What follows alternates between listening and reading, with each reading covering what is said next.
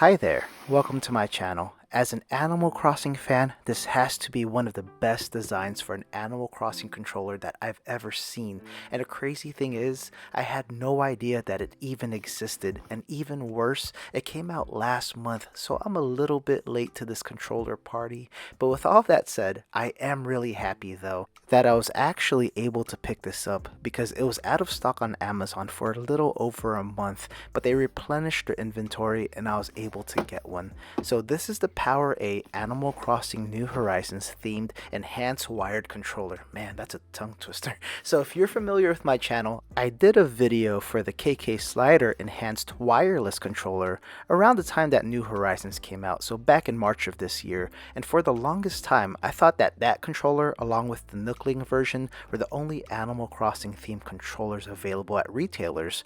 So I'm thankful for recommended products from Amazon and other websites, and not because they usually cause me to spend some money. And look at that damaged corner. As much as I appreciate postal workers, my mail person isn't really courteous regarding my packages, and they just shove everything in my mailbox when they know that it can't fit, but they just force it in there anyway. And I keep boxes to display in my recording area, and look at that little reveal. Man, getting sidetracked, sorry. So things like that just peeve me a bit. And the funniest part about that postal service worker guy is that he stopped by my neighbor's house to drop off a package that was way smaller, so it's just freaking F him out, man. Anyway, speaking of money, this is actually one of the more affordable Nintendo Switch controllers, and it has a retail price of $24.99.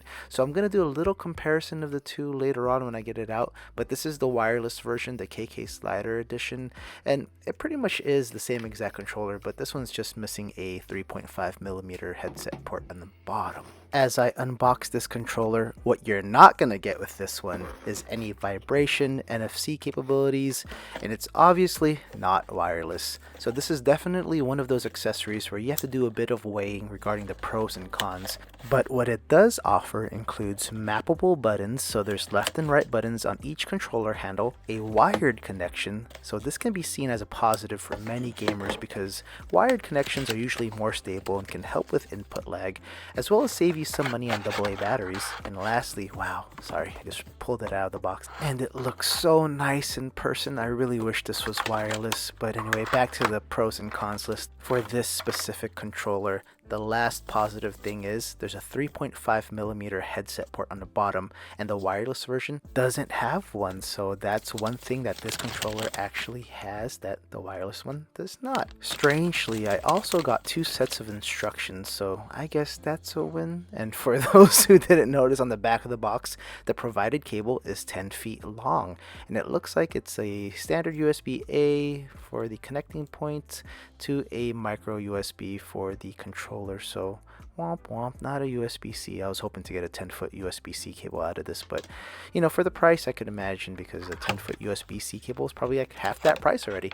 Anyway, so since it's obviously detachable, that's a good safety precaution. In case you run your wire through a crowded space in your house, like a living room, it will ideally detach if someone trips over it. And wow, this controller is just so stunning. I really wish it was wireless because this controller is the nicest Switch controller that I've ever seen. And you know, I have a lot of Animal Crossing bias, especially if you're familiar with my channel, so that plays a big part. But the color is so vibrant and it just pops, and all of the little details are fantastic. You can see Tia the elephant, Stitches, Bunny, Goldie, and the list goes on and on. A few NPCs, Isabelle and the Nooklings and Tom Nook, and then set into the more turquoise area, there's emblems and insignias everywhere, such as the Animal Crossing logo, trees, and look at the back. It's a two-tone shade. It's so cool. Everything's so awesome. The buttons pop, and I love how the top part is an off-white, almost beige.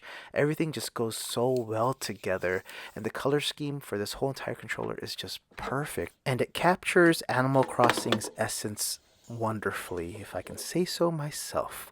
Anyway, so if these two controllers could just swap roles and this new one be the wireless version and KK have the wires, I still would have bought the KK Slider controller because I really love KK Slider. But as you can see, they're essentially the same exact size. They have the same dimensions, and I'll be honest, they also feel like they're almost the same weight. So the batteries in the KK Slider controller add a bit more weight, but without the batteries, these controllers would feel exactly the same same. Weight-wise, grip-wise, button-wise, everything's clicky and nice and snappy. So that's another warning for people considering this controller. If you don't like clicky controllers where the buttons are just really loud and everything just kind of snaps a bit, this controller has a lot of clickiness, if that is the appropriate word for this. And a lot of third-party controllers and cheaper controllers usually feel that way. So don't expect a premium feeling controller such as the Switch Pro controller.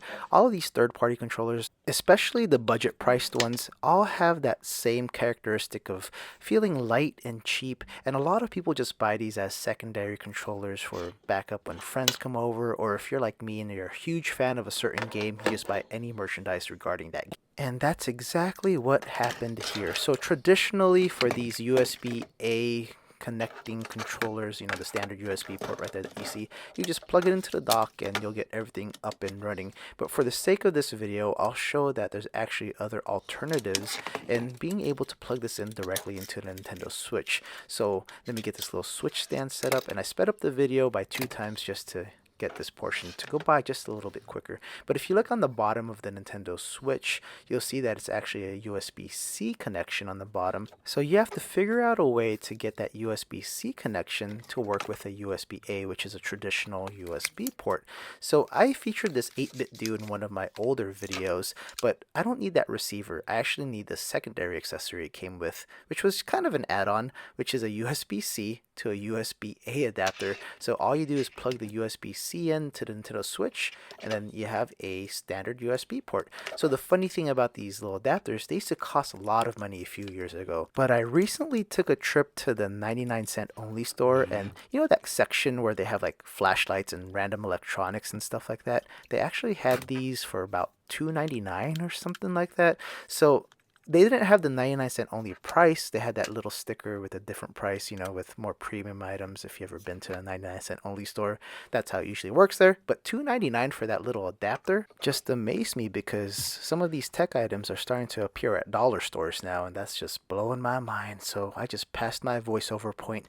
But anyway, I'm going to plug in my Runmiss K3. If you haven't seen that video, this is one of the best budget headsets out there. It costs about the same price as this controller. So, you know, if you want to bundle that together, it'll be $50.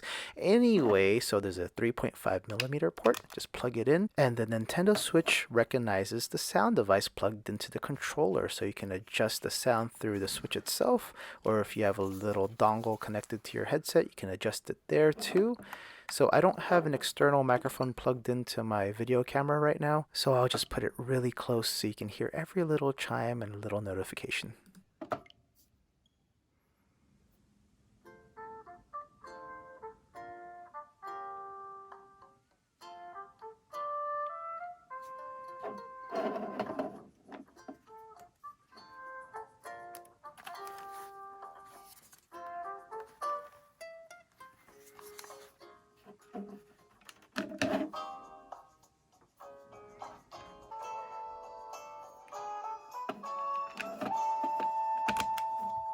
So it reads it instantly whenever it's plugged in and unplugged, and it's in the headset right now. So for those wondering, this does support in-game chat, but it just really depends on the game, especially on the Nintendo Switch. So if you're a Fortnite player, this will support in-game chat, and there's just like maybe 7 or 8 other games on the Switch with in-game chat. Other than that, you'll have to use your phone for like Animal Crossing and use the little Nintendo Switch app. But here's the controller working. All of the buttons are going, the triggers, the analog sticks, A, B, X, Y, everything seems to be working fine so far. And I know a lot of you are making it this far in the video, or you probably fast forwarded at some point, so you can see me map some buttons on the back triggers. So let's get to mapping those buttons, and it's actually very simple. So let me flip the controller over, and you see that center square, that's the program button, and that light right there is the indicator light. So all you have to do is press down that button until the indicator light starts flashing, just like that, and then you just choose which button you want to program. So B is to sprint in Animal Crossing, and I want to put it on the left trigger, so now it's programmed as B for the left trigger. So all you have to do, let me get that angle for y'all. I keep calling it a trigger, but most people refer to that as a paddle. So that left paddle is set to sprint. So I'm going to do the same thing with the right paddle. Hold down the program button until that light starts flashing, and then I'm going to press X so that it can open up the backpack instead, so you guys can see the difference. Because running, you can't really tell from this angle.